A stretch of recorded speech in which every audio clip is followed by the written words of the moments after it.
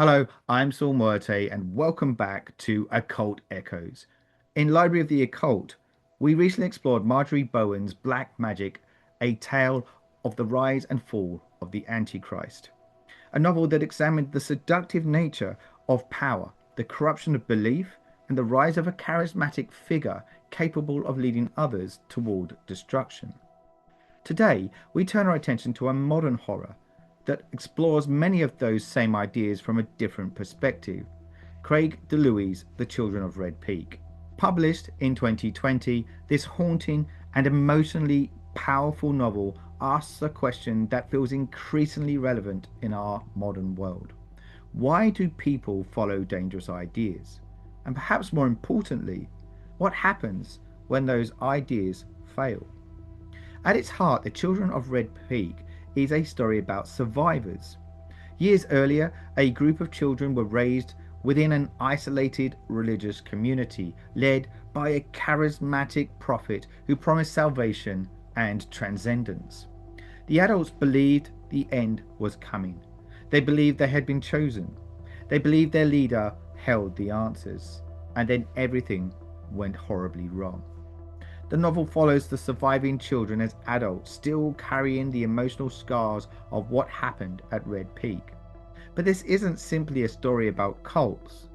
It's a story about trauma, memory, identity, and the lifelong search for meaning after belief has collapsed. This is where the novel forms a fascinating conversation with Marjorie Bowen's Black Magic.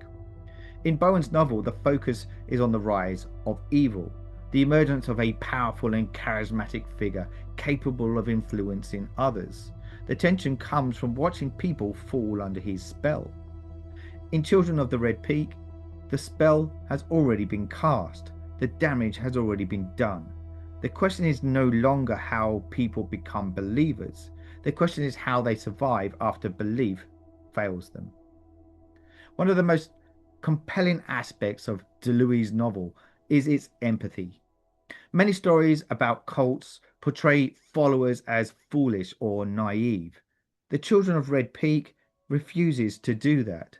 Instead, it asks to understand what people were searching for in the first place.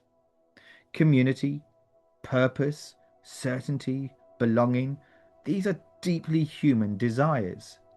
And they've got the same desires that have fueled religious movements, political ideologies, and spiritual communities throughout history. The horror emerges not because these needs exist, but because they can be manipulated. This is a theme Marjorie Bowen understood remarkably well more than a century earlier. In Black Magic, the Antichrist figure gains influence because he understands human weakness. He offers people something they crave: power, recognition, meaning. The darkness isn't forced upon them, it arrives with a promise. DeLuie explores the same phenomenon from the opposite side. His characters are not confronting a supernatural antichrist, they're confronting the consequences of having believed one. What makes Children of Red Peak particularly effective is that it understands the lingering power of belief. Even after the cult has fallen apart, even after the prophecies have failed, even after the survivors have escaped, the past remains alive. Trauma lingers. Questions remain unanswered. The need for meaning never entirely disappears.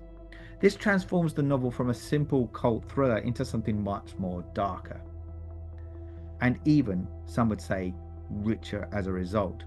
It's about the stories we tell ourselves to make sense of the world, and what happens when those stories collapse. Like much of the best modern horror, the novel uses supernatural imagery sparingly.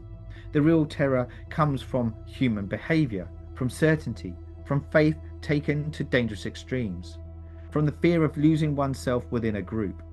The result is a story that feels both intimate and disturbingly familiar.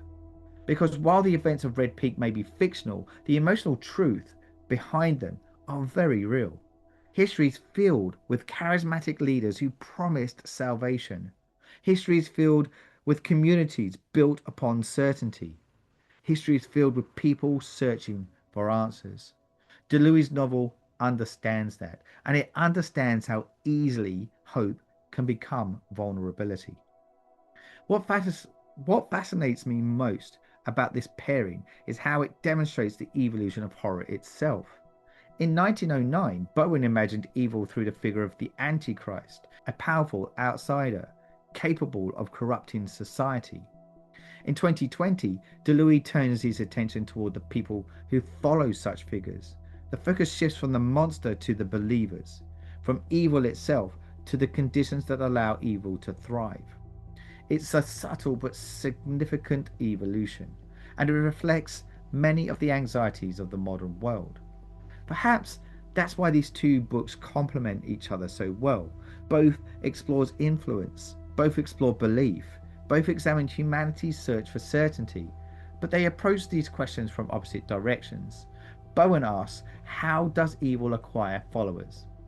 DeLuey asks, what becomes of those followers when the promise proves false? Together they create a fascinating conversation across more than a century of horror literature, a conversation about power, about faith, about vulnerability, and about our enduring need to belong. The occult has often concerned itself with hidden knowledge and secret truths, but both Black Magic and the Children of Red Peak suggest that the most dangerous mysteries are not supernatural at all. They are human. They desire to believe, the desire to belong, the desire to surrender uncertainty in exchange for answers. Those desires can inspire great acts of courage and compassion, but they can also lead us into darkness. And that is what makes these stories so enduring. I'm Saul Muerte. The Echo continues. Ancient Shadows, Modern Stories.